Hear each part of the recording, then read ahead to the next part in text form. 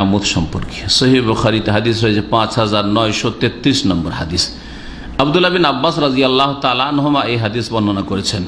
কালা কালা নবী সাল্লাল্লাহু আলাইহি ওয়াসাল্লাম নি'মাতানে মাগবুনুন ফিহিমা কাসীরুম মিনান নাস। নবী মুহাম্মদ রাসূলুল্লাহ সাল্লাল্লাহু আলাইহি ওয়াসাল্লাম বলছেন যে দুটি নিয়ামত রয়েছে, বহু নিয়ামত রয়েছে, তার মধ্যে দুটো নিয়ামত এমন নিয়ামত যে নিয়ামতগুলি মানুষ ভ্রুক্ষেপই করে না, খেয়ালই করে না, সারা জীবন বেখেয়াল হয়ে থাকলো।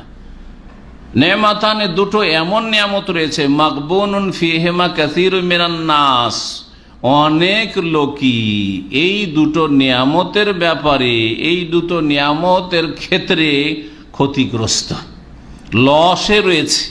জি, মাগবুনুন ক্ষতিগ্রস্ত, ব্যবসা বাণিজ্য চালু করে যদি ক্ষতিগ্রস্ত, আসল পুঁজিটাই ডুবে যাচ্ছে, এটাকে বলা হয় গাবান। ওই গাবান থেকে মাগবুনুন।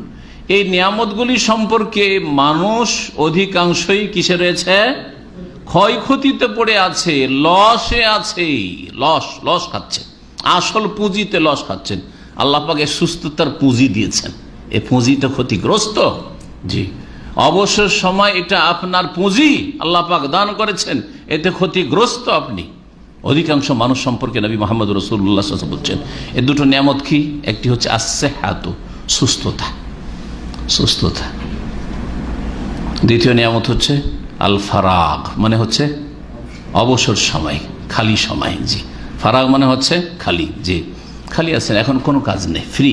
জি, এই অবসর সময় সম্পর্কে অধিকাংশ মানুষ ক্ষতিগ্রস্ত, কারণ অবসর সময় কি কাজে লাগাবে খুঁজে পাই না। তখন অধিকাংশ মানুষকে দেখা যায় যে অবসর সময়কে শুধু জায়েজ কাজে লাগাই না, বরং অবসর থাকার কারণে বিভিন্ন পাপে লিপ্ত হয়। অবসর না থাকলে, ব্যস্ততা যদি থাকে, তাহলে আপনি খাওয়া দাওয়ার সুযোগ পাচ্ছেন না, আপনি ঘুমাবার ভালো করে সুযোগ পাচ্ছেন না, তাহলে কোনো মহিলার সাথে, যুবতীর সাথে প্রেম করার সময় কোথায়? আর এই লম্বা টেলিফোনে কথা বলার সময় কোথায়? এটা কখন হয়? কার দ্বারা হয়? যার সময় যথেষ্ট অবসর সময় আছে তার কাছে, অথবা সে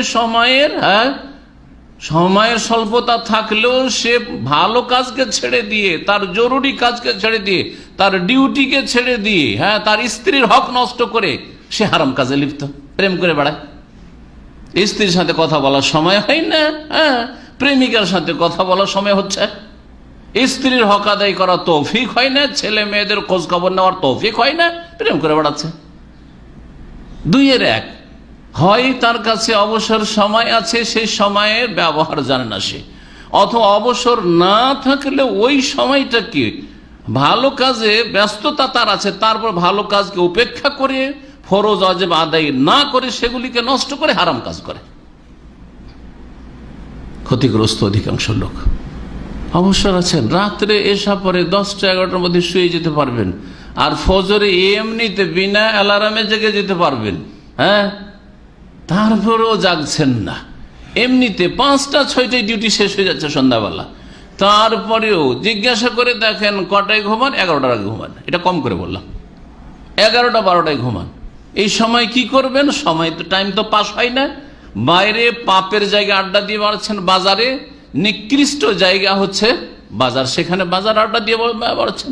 চোখের গোনা, জবানের গোনা, গীবতের গোনা, আর বহু রকমের মিথ্যা বলার গোনা, কত রকমের গোনা হচ্ছে। অন্তরের পাপ হচ্ছে, অন্তর পাপের দিকে যা ঝুঁকছে, অন্তরের গোনা হচ্ছে, বহু অঙ্গ প্রত্যঙ্গের পাপ হচ্ছে। অথবা টিভিতে বসে পাপ করছেন, অথবা ইন্টারনেট নিয়ে মোবাইলে, আজকাল টিভি দেখার দরকার নেই, মোবাইলে এমন পাপ আছে যে টিভিকে হারিয়ে ফেলবে। ওইসব পাপে আপনি সময়কে নষ্ট করেছেন, অবসর সময়কে। সুস্থতা আল্লাহ পাক দিয়েছেন, এই সুস্থ অবস্থায় ইচ্ছা করলে যুবকরা রাত্রে যদি 2 ঘন্টাও আমি ইচ্ছা করি তাহাজ্জুদ পড়তে পারবো, ঠিক কিনা? সুস্থ অবস্থায়।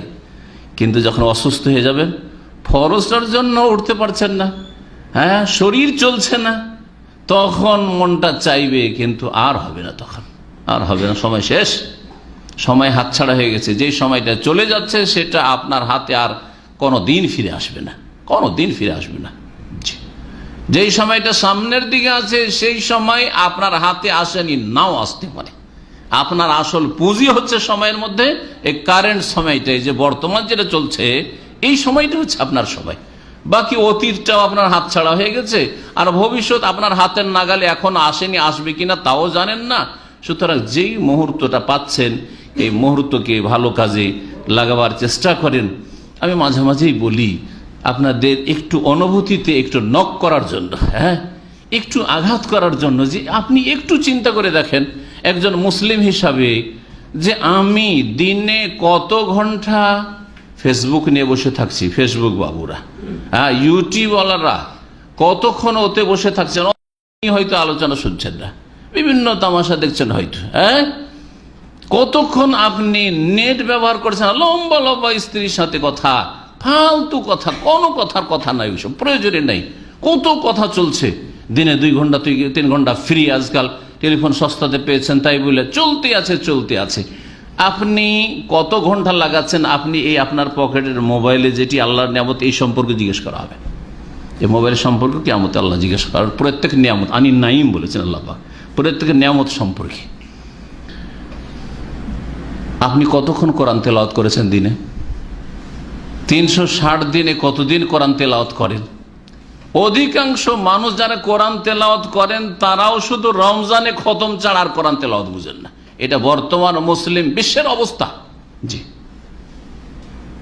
কিছু লোক আছে যারা ওই আজান হইলে হয়তো মসজিদে যখন চলে গেল, আর সৌদি আরবে 15-20 মিনিট সময় থাকে, এখন 2-4-5 মিনিট যা পেয়ে যায় ইকামত হইতে, এই সময় তো আর কোনো কাজ করা যাচ্ছে না।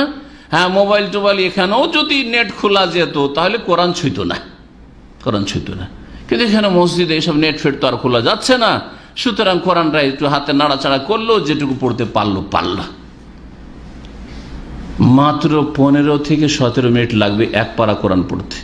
ডেইলি যদি 15 থেকে 17 মিনিট কোরআন তেলাওয়াত করেন তাহলে মাসের শেষে কি হবে আপনার? 1 খতম হবে না? একটা অক্ষরে কত করে নেকি পেয়েছেন আপনি?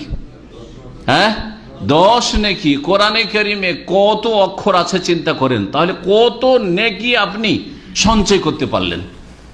কিন্তু আগ্রহ থাকবে তাহলে তো, আখিরাতের চিন্তা থাকবে তাহলে তো, আল্লাহর সামনে পাস না ফেল কি যে হবে আমার, এই চিন্তা আপনাকে ব্যস্ত করবে তাহলে তো, এই চিন্তায় পেরেশান থাকবেন তাহলে তো। এই পেরেশানি তো নেই আপনার পেরেশানি পয়সা কি করে হবে, আর আপনার টেনশন দূর করতে চাইছেন পাপ করে, পাপ দেখে।